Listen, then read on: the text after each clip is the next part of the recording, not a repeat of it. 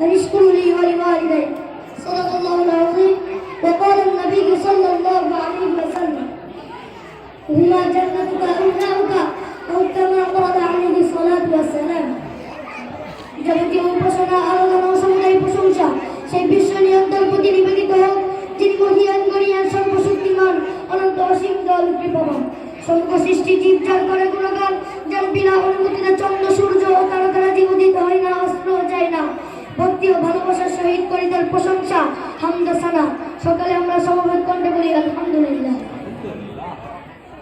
অনন্ত অসংখ্য দরুদ ও সালাম প্রেরণ করি সেই মহান মানবের প্রতি যিনি বিশ্ববাসীর করুণা হয়ে মানব প্রতীকের পথের দিশারি রূপে যার উপাধি আল আমিন সাদিক আমানতদার সত্যবাদী যাকে সুযোগ না করিলে আকাশ পাতাল পাহাড় পর্বত বৃক্ষতরুলতা এমনকি মানব দানব কিছুই সৃষ্টি করা হতো না তার সাথে এক বাক্যে বলি সাল্লাল্লাহু আলাইহি ওয়াসাল্লাম।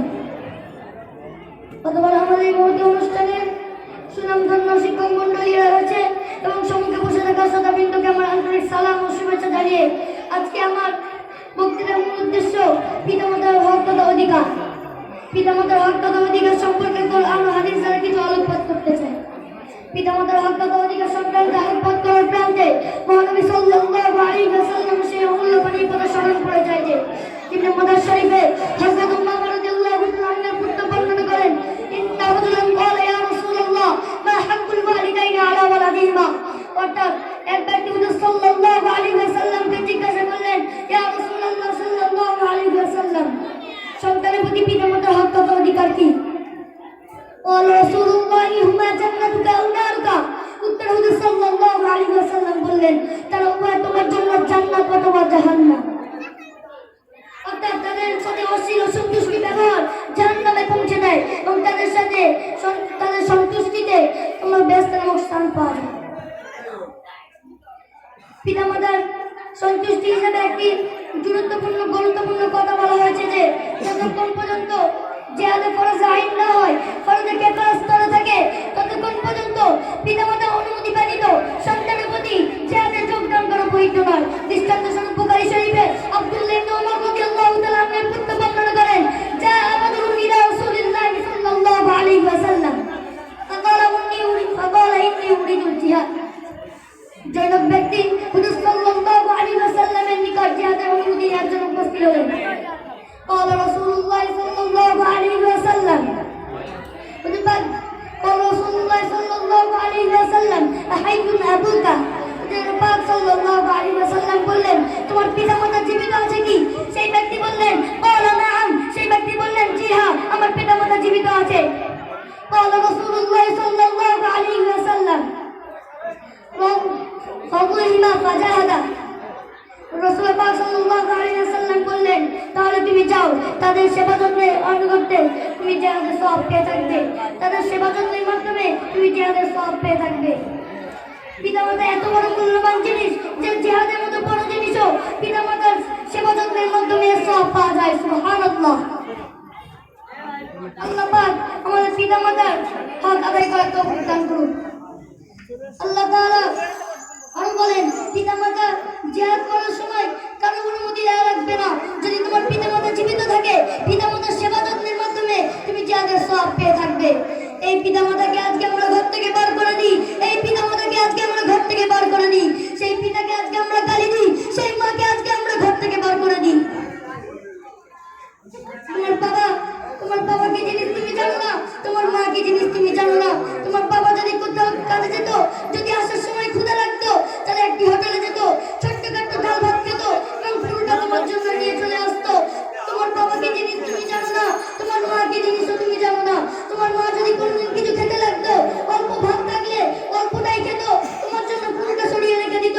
তুমি যদি স্কুলে থাকতে যে আমার ছেলে আসবে এসে ভাতটুকু খাবে, আমি খেয়ে নিলে আমার ছেলে কি খাবে তোমার কথা ভেবে মা ভাত খেত না, ভাত রেখে দিয়ে তোমার জন্য খাওয়ার জন্য রেখে দিত। সেই মাকে আজকে আমরা ঘর থেকে বার করে দিই, সেই মাকে আজকে আমরা গালি দিই, সেই মাকে আমরা অন্য কথা শোনাই। এক ব্যক্তি বিদেশে চাকরি করে, সে যখন বাড়িতে এসেছে এসে মাকে বলছে মা তুমি আমাকে খাবে আবার আমার বউয়ের পেটাবে, তুমি কেমন মা, তুমি আমার খাও আবার আমার বউয়ের পেটাও। তখন মা তখন উজু করে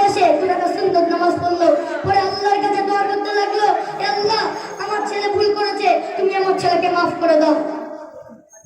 তখন ছেলে এসে মার কাছে বলছে, মা এসে ছেলের কাছে বলছে, ছেলে বাজারে যাবি, আমার জন্য একটা আম কিনে আনবি। সেই আমটা আমি চলে যাব, তো সেই আমটা আমি খেতে খেতে পরের দিন সকালবেলা আমি চলে যাব। ওই আমটা আনবি, আমটা তোর বুকের উপর রাখবি, দেখে একটা রাত ঘুমাবি, তারপরে পরের দিন সকালে ওই আমটা আমাকে দিবি। ওই আমটা আমি খেতে খেতে একটু ঘর থেকে বিদায় নেবো। তখন ছেলে বাজারে ছুটে বাজারে গেল, গিয়ে একটি আম কিনে নিয়ে আসলো। এসে রাত্রেবেলা আমটা সেই বুকের উপর রেখে সে ঘুমালো। ঘুমানোর 5টা মিনিট পরে সেই আমটা তার পিঠের নিচে চাপা পড়ে চাপটা হয়ে গেল। পরের দিন সকালে মাকে এসে বলছে, ছেলে মাকে এসে বলছে, মা তুমি সেই আমটা খাবে?